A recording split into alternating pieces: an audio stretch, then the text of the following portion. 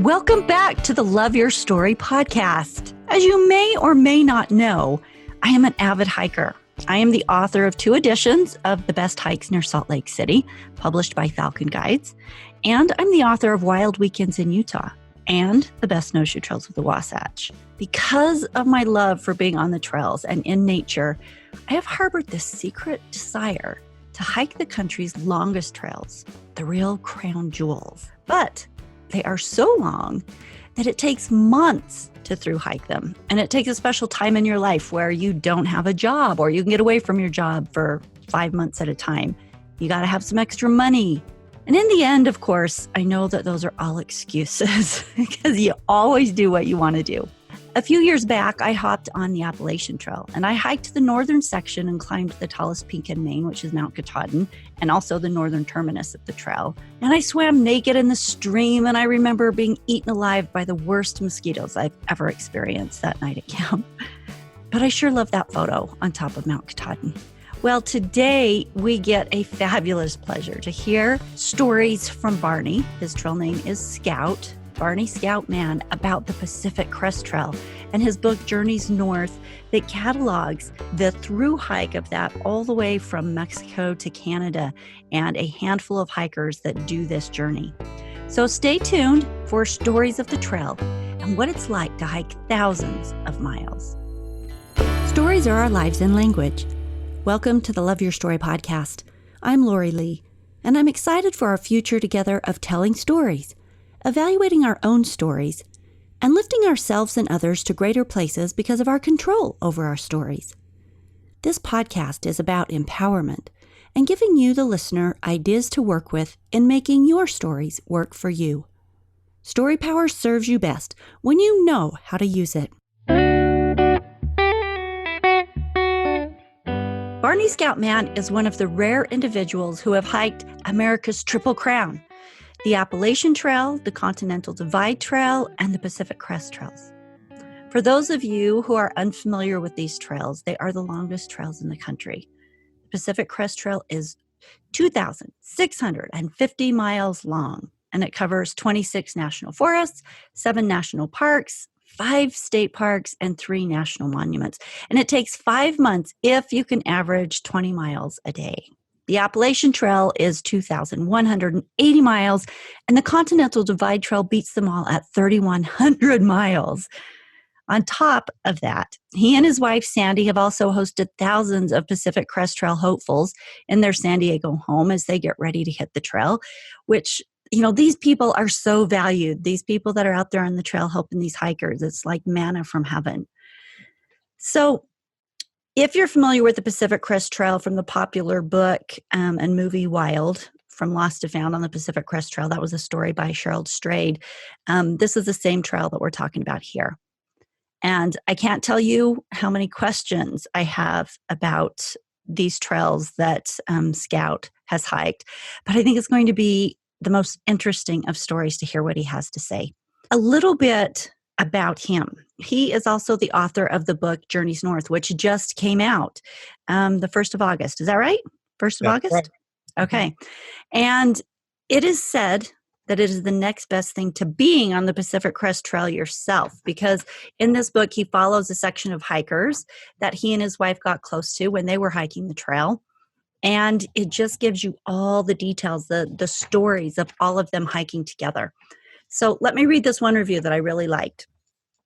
It says, "Few things are more innately human, rooted deeply in our shared history than storytelling and traversing land masses on foot. In Journeys North, master storyteller Barney Scout Mann invites us to gather around his campfire as he weaves the narrative of ordinary people hiking thousands of miles across desert and mountains. The unfolding of their stories against the backdrop of nature at her most sublime and her most fierce reveals their primal humanness in powerful relief. Their interactions with nature and with each other prove that we are more connected and wildly capable than we believe." Scout, welcome to the Love Your Story podcast. Pleasure to be here, Lori. Pleasure. Let's start with your stories. First of all, let's go to the basics. How did you come to be a hiker? Well, if you'd looked at me as a child, you would have said, this person's not destined to be a hiker. I Why? was always the shortest boy in any class, which was hard. I was born to two parents who are now both in their 90s, and they have camped out 5 nights in their lifetime. But when I was 11 years old, they started taking me to Boy Scout meetings. And at age 13, I ended up on a 50-mile backpack in the Sierra Nevada. It was harder than anything I'd ever done. It rained most every day, which it usually doesn't. But out there, I fell in love with it. Out there, instead of wearing a coonskin cap as we did in the 50s and 60s, I was there with the real deal. A bear could literally show up around the next bend. I didn't just watch beavers slap water on TV. I was there. And That didn't scare you. Nope, That just excited you. Yeah. And probably one of the biggest things was, so long as I kept up, I was the same as the big boys. That was a powerful thing. Right? An equalizer. Yeah. So how did you get into the long distance hiking then? Because that's a whole different game. Like I gave that long introduction, these hikes that you've done are incredible. I mean, as experienced as I am, I still look at them in a state of awe and trepidation. So many of you listening have crossed one of these 3 trails on a freeway, on a road. Maybe you've seen that funny looking sign. We call it a pregnant triangle. It's a triangle of rounded signs, and it shows as the AT for Appalachian Trail, or the CDT for Continental Divide Trail. Or if it just simply says you're crossing the Continental Divide, you're crossing the Continental Divide Trail. And the same for the Pacific Crest Trail. If you've driven from San Francisco to Tahoe, from Los Angeles, Las Vegas, you have crossed these things. When you do, just take a moment to feel, I could get out of my car right now and I could walk in the 21st century, a continuous line all the way to the next country's border. And if I turned around the other direction, I could do the same. And they're largely in wilderness. And that's a powerful thing to just even to consider. And I guess, standing in one somewhere, 60s or 70s, that power took hold of me. And I was lucky enough to be married to a woman who, as she says, she wouldn't have married me if if I was a backpacker. And we started thinking about doing a long trail. It's one step at a time, isn't it? Just one thing happens, you just start thinking about it, and pretty soon you're on it. Yeah, well, that's actually not true. It is one step at a time.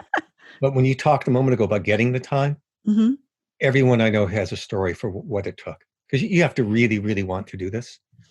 Well, yeah, to even make it happen. Obviously, to make it happen so you can get there, but then to stay on the trail that long and through rainstorms and, hail and cold and over the snowy passes. And yeah, you really gotta want it if you're going to stay on it. So you're a successful lawyer.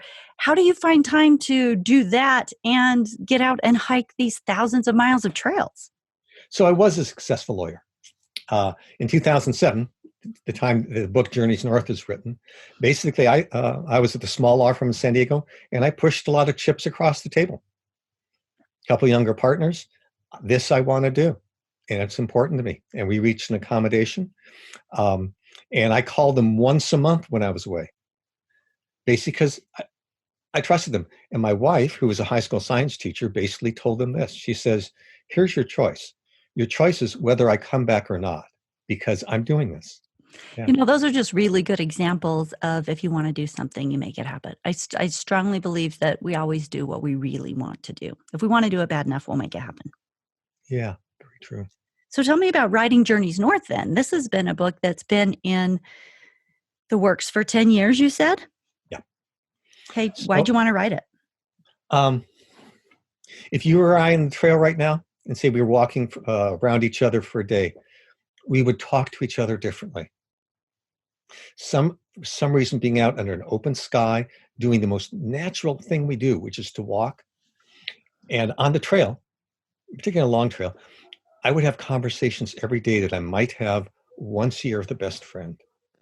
And so I became privy to some of the most dear, searing, intimate, moving stories. And I wanted to be able to share them. Give me an example. Retell one of those stories. So I'm in the Kennedy Meadows shower, And I only wish for everyone here they have a chance once to experience what it's like, because the shower is open to the sky, first of all. The sides are not nice tile. They are plywood boards, pretty ratty. There's two of them. And so all that's separating you from your shower buddy is a thin plywood wall. And it's open from the ankles down. You can hear the wind blowing, the birds chirping. You have about 3-4 days easily of Mojave Desert dirt and dust on you. You've paid $2 for the privilege of a towel loan, and you step into this, and with the person next to you, it's as if you were on a psychiatrist's couch. So Allegheny steps in. Allegheny is 65. I was 55 at the time. And anytime I start getting a swelled head because I'm 55, I'm out here doing this, I would think about Allegheny, say, okay, he's 10 years older. And in the first minute or two, I hear about Allegheny's 3 wives, his 3 previous marriages, and especially the first one who said, all right, mister, it's me or the guitar. And I've seen him playing guitar. But the next person who steps in is one of these 6 main people in Journeys North. Myself, my wife, and then 4 much younger people. Tony was one of the rare 30-somethings, because you have a lot of 20-somethings out there before they've really started life.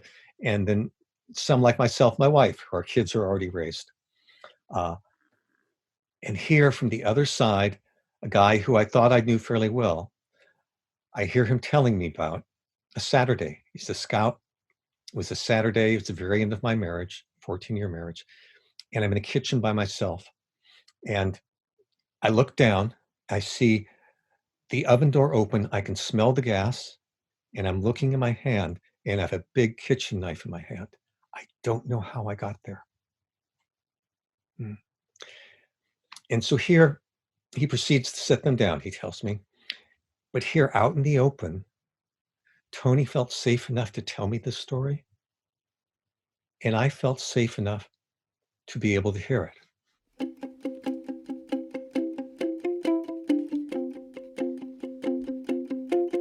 Is there a space when you're on the trail where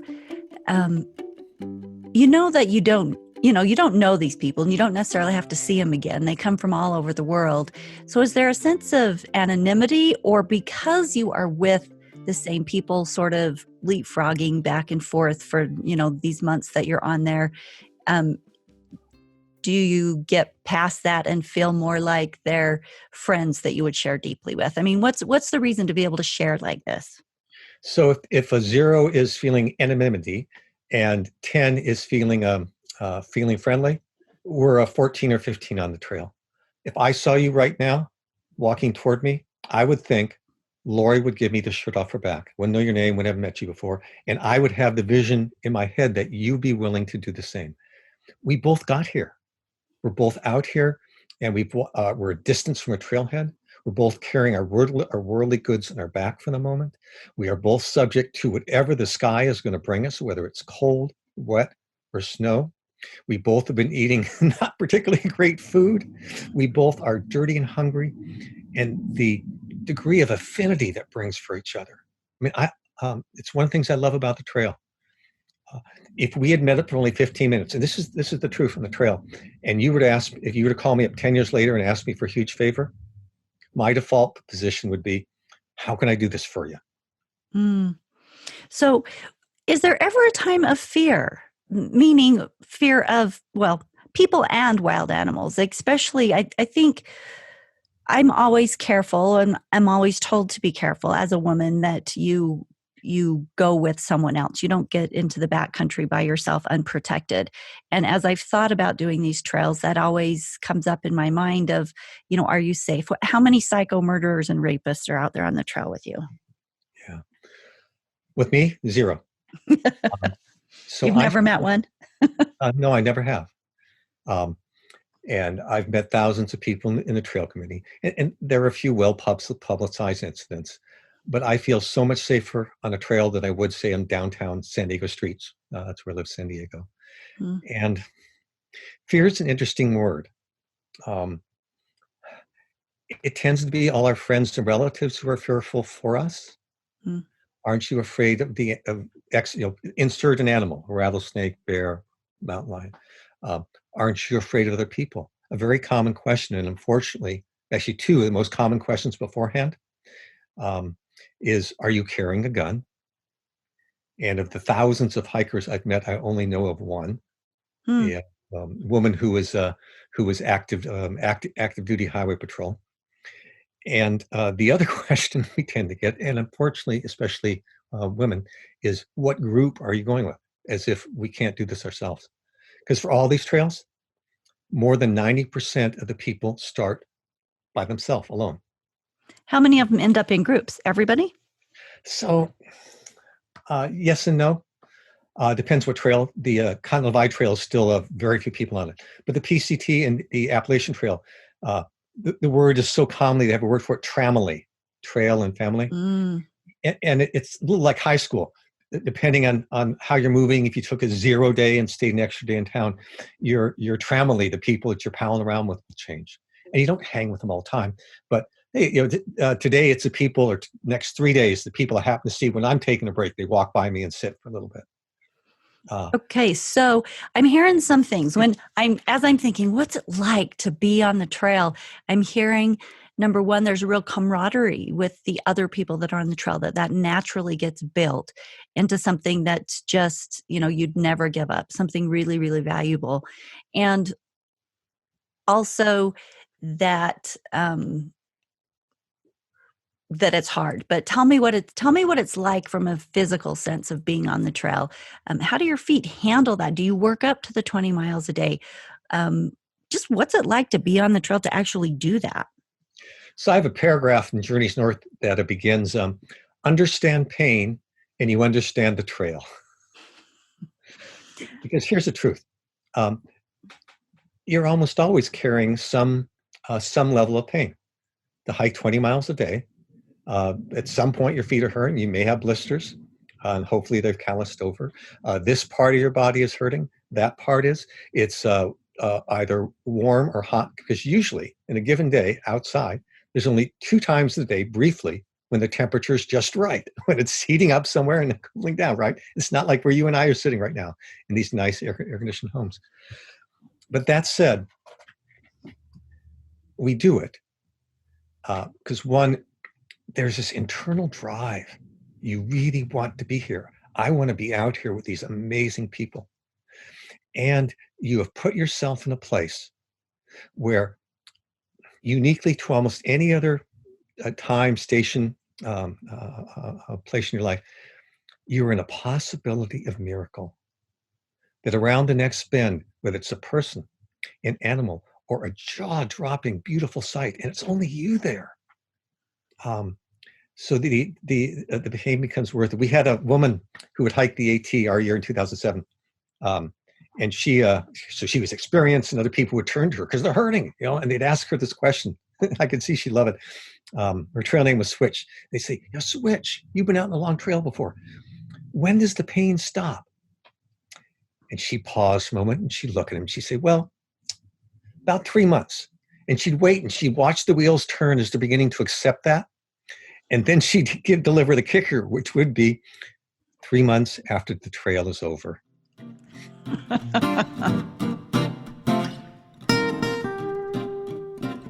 Tell me the kind of animals you run into on the trail. Anything and everything. And they're fascinating. One day we were sitting by a little stream, and my wife noticed there are little things. It looks like little rocks are crawling around at the bottom of the stream. 10 could fit on a fingernail. And she gets up close, and you go, that's exactly what they are. And it's a special kind of a fly larva that caddisfly. She's in the other room, just a caddisfly, that for a particular stage, they secrete a glue, and they glue like a tank body around them. Oh, wow. But we also run into rattlesnakes, which I regard rattlesnake as an exciting opportunity and a photo opportunity. I'm not sure my wife does as much. We ran into, I think, 5 bears on the PCT. Do they ever challenge you? So these on the Pacific Crest Trail and on the Appalachian Trail, they are all they are black bears. And unless you're coming upon a mother or cub, it's basically an opportunity to do the right thing, which is Back be away. large, show them you're human, and back away. Don't act like prey. And people tend to show them that are human by banging on pans. I'm not sure why, or clicking to get their hiking sticks. Mm. My wife and I, with the largest bear we ever encountered, like I say, it's the size of a small Volkswagen. Oh, And what we wow. did to this guy was stand close together, look big, and then we sang to him in two-part harmony, Leonard Cohen's Hallelujah. How did that go over? What a great response. At the end of the first verse, when we get to the chorus, he slowly turns this massive head and looks us in the eye long enough for us to know whose home we are in. And the answer is his. And then he slowly shambled away. Those are not the most fearful things. And it's not the way people get injured out there. To the extent they do, it is falls or a pre-existing medical condition gets exacerbated. You're caught out there and you have something already slightly wrong with you. I know people tend to be frightened of mountain lions. I still hope and want to see a mountain lion in the wild. And you never have? No, I literally have hiked between 15,000 to 16,000 miles backpack. Wow. And yet I still hope to. So why did you write Journeys North? Because I wanted to share these stories. I wanted to share what it was like with Tony in that shower stall and the rest of his story, coming close to another hiker out there, and then their paths coming apart, telling the story of Glazer, a young woman who, for the first part of life, she's 24 when she comes out there, and she's been slapped around by life, left and right. That some place deep inside her is this drive to always resurface and find a light. I wanted to share these. I wanted to share with what I call a Joe and Josephine couch potato, since folks are never going to get out there because that's who they are, and that's just fine. But I want to share with them and have them feel what it's like to be sitting in a pit toilet outhouse. And yes, that's what I said, a pit toilet outhouse. It is so nasty outside. It's blowing. It's cold. You are cooking dinner over a tiny little alcohol stove. You can barely see the flame. You're wearing every stitch of clothing you have. Your head is about 2.5 feet away from the white throne, and you're sitting there by yourself in the corner, and you're happy. What's your favorite story in the book? Oh gosh, my favorite story in the book. It's the end. We got hit by once in a generation early snowstorms. So my wife had written out an itinerary. She's a scientist. We were supposed to finish on her birthday, October 2nd. And that should be really safe. Safe by October 15th before the snows in Washington shut you down. I've seen pictures of people finishing some years on October 31st. On September 29th, we're 60 miles from Canada, and it starts to snow. And what I don't know at that point is storms are backed up 1, 2, 3, 4, 5 after each other. And I'll just tell you barely the first part. Is we then climb out at 60 miles. We're climbing a high pass, 2,000 feet up. And it's getting worse and worse. It's getting harder to see the trail. We're hiking in jogging shoes. That's what you wear out there these days. Long distance trail. You don't wear heavy boots. It's gone over our foot. It's climbing up our ankles. And facing us, coming at us, are 5 hikers who I know well, and they're heading the wrong direction. That close to Canada, hiking points, they have turned around and they're heading back. Did they just get lost? Like they lost their way? No, they have made the decision. The conditions are too rough. We're going to lose the trail. Our next between here and Canada, at this point, is 55 miles. There's only one way out, and that's in 20 miles from there. And that's what they thought was the wisest thing to do. I have hiked in snow. I've taught snowshoe backpacking, and I sit there and I talk for 10 minutes. And then we decide to turn around, to go back to the trailhead and hitch into a small town. I take one step, Lori, and I freeze. I stop.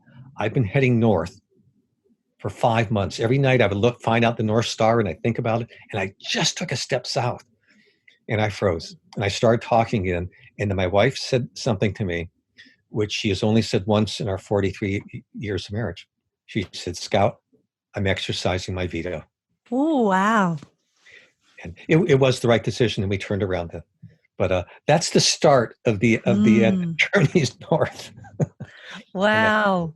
No, I love that, because that really, that's a real critical point. You're looking at safety, you're looking at comfort, you're looking at this real crux. And to have such characters with so much emotion involved and such spunk. That's a great point.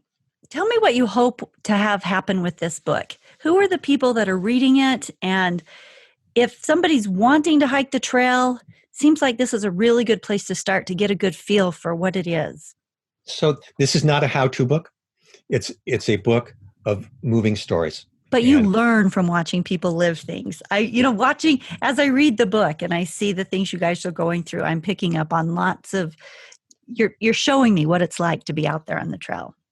Yeah. So I get emails all the time saying that you've renewed my interest. I want to get out now too. But even more so, I get emails saying, I fell in love with all these people. I miss them now. Tell me more. I really, I want you, whether you ever have a chance to get out yourself, to experience it through these pages. I had a guy write, he said, I was going to go buy a car today. And so I knew I'd have some waiting time while the details went back and forth with negotiating. And I took his book. And he says, look at the time I'm writing this. It is now 1 a.m. I've read it straight through and I couldn't put it down. Yeah.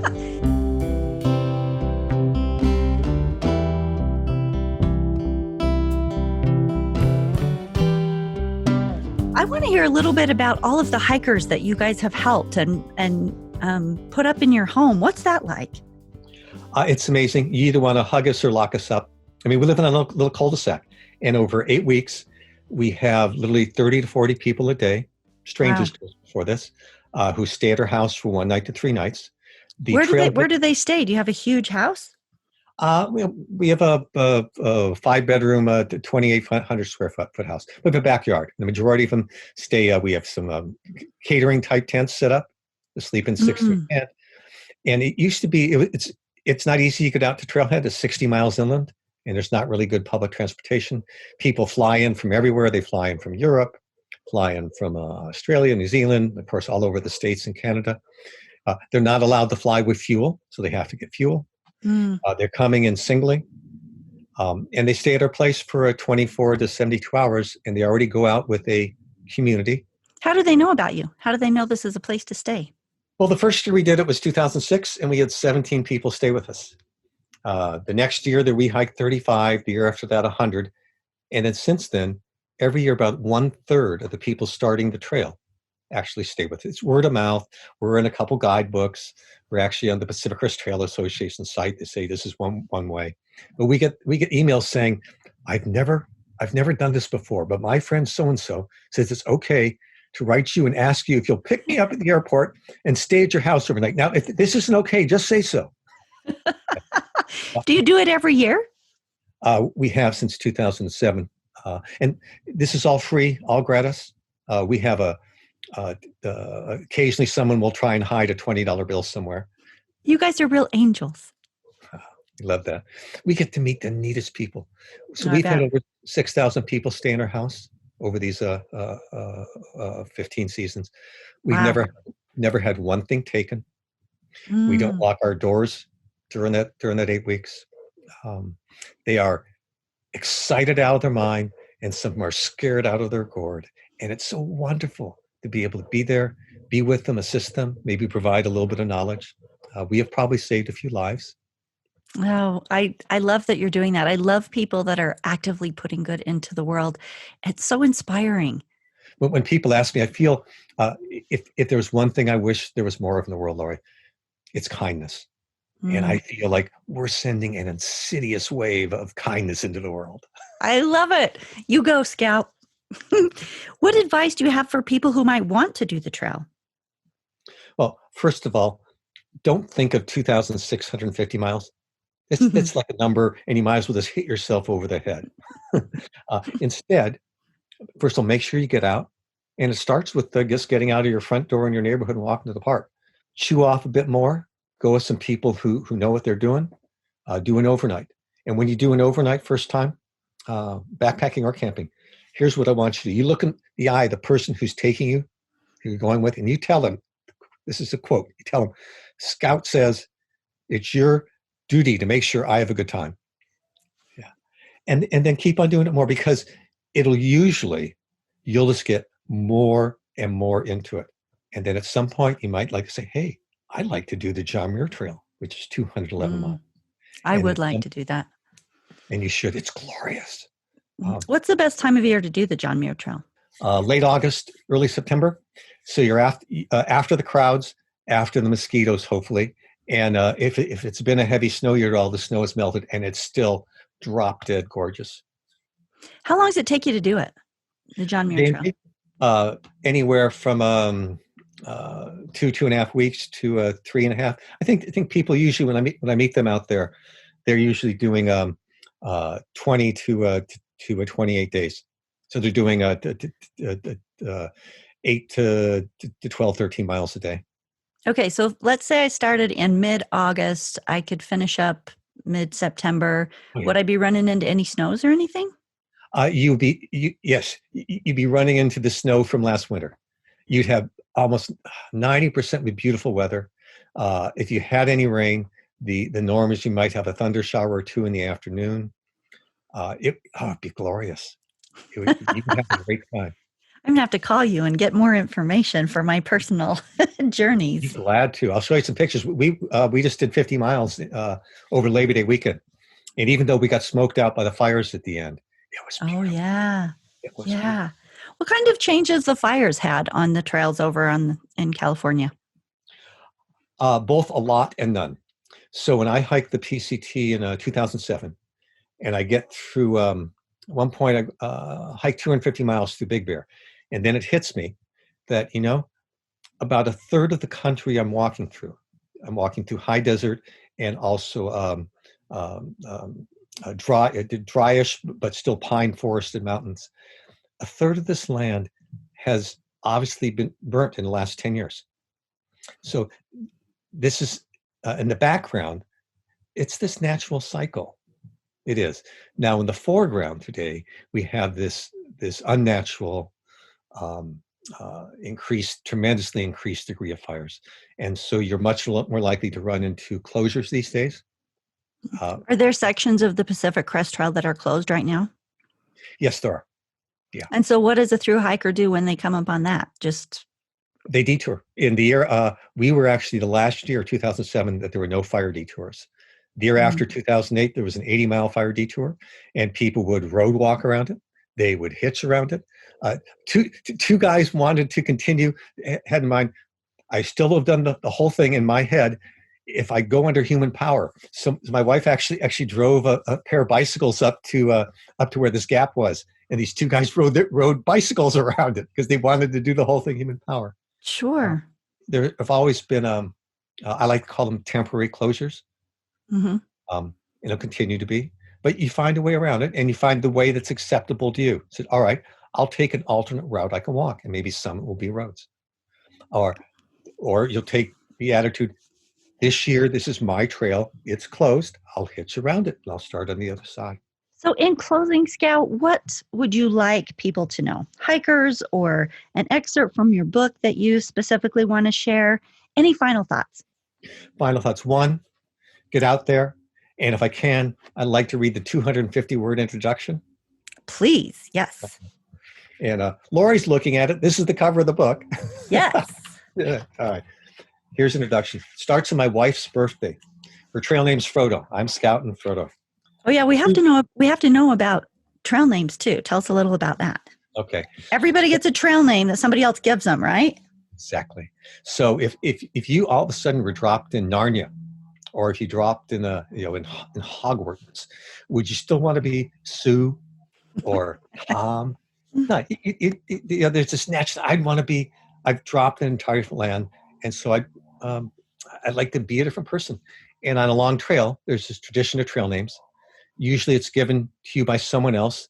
Something you've done, something stupid you've done, maybe a physical trait.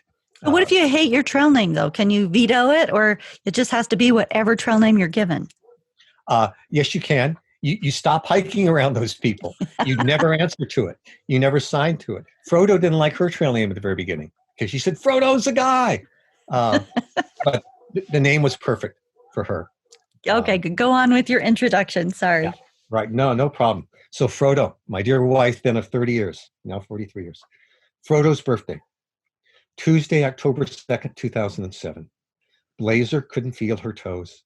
In the pre-dawn gloom, the 25-year-old stomped a path over a foot of fresh snow, but the effort barely blunted the cold. This was the second blizzard in 3 days as the Gulf of Alaska hurled once-in-a-generation storms at Washington's Cascade Range. After 5 months hiking the Pacific Crest Trail, Blazer was wearing her 5th pair of running shoes, and the studded soles were ground flat, much like her muscles, sinews, and joints.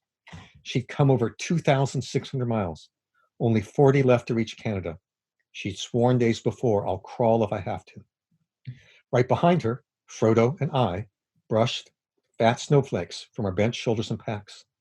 A dim light penetrated the pine and spruce thicket. "Happy birthday, Frodo," Blazer piped up. We both jerked as if poked. In the 30 years we'd been married, I'd never forgotten Frodo's birthday. But this time, focused on the cold and not getting lost and on surviving, we both had. "What do you want for your birthday?" Blazer asked. Frodo, her breath visible, didn't hesitate. "I want to finish the day alive." 2 more storms swept in over the next 3 days, smothering the Pacific Crest Trail in thigh-high drifts. On Thursday night, Seattle King 5 TV News reported 3 Pacific Crest Trail hikers missing. Chatter lit up the internet within minutes. "Goodness, it's so cold now. May the Lord protect them." Past midnight, one of 60 soon-to-be rescuers wrote, "I'm headed out the Stevens Pass to work the search." But they weren't looking for us. They were looking for Nadine. Dun, dun, dun. Now you have to get the book to find out what happens. How do people find your book, Scout? They'll find it at their local independent bookstore on the website. They'll find it on Amazon. If you want a signed copy for a no premium price, just go to barneyscoutman.com. And there's a button there. You can get one signed by the author. Go to Mountaineers Books, my publisher. So Amazon, independent bookstore, my website, or Mountaineers Books.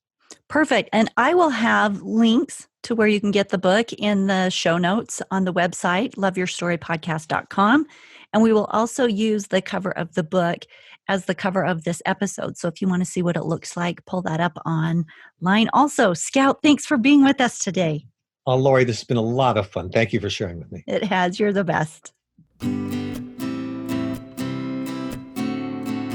No matter your journey or storyline, one of the things that you will always find, and that stood out to me in this interview, is that the supporting characters in our story and in our journeys provide some of the most meaningful spaces of stretching and loving and learning, enjoyment and growth.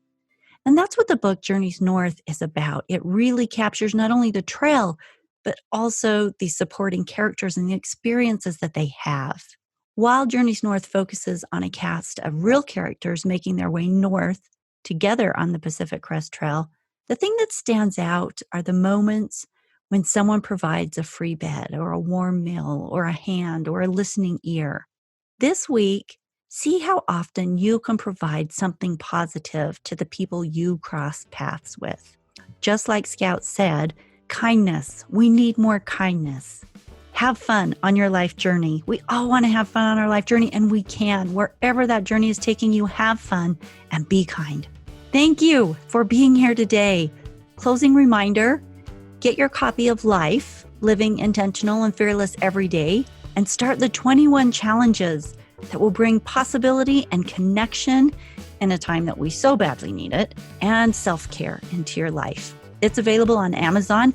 And if you have family or groups that you can do the challenges with, it's even more fun because we're all growing and supporting and learning together. Live your best life story on purpose, and I'll see you in 2 weeks.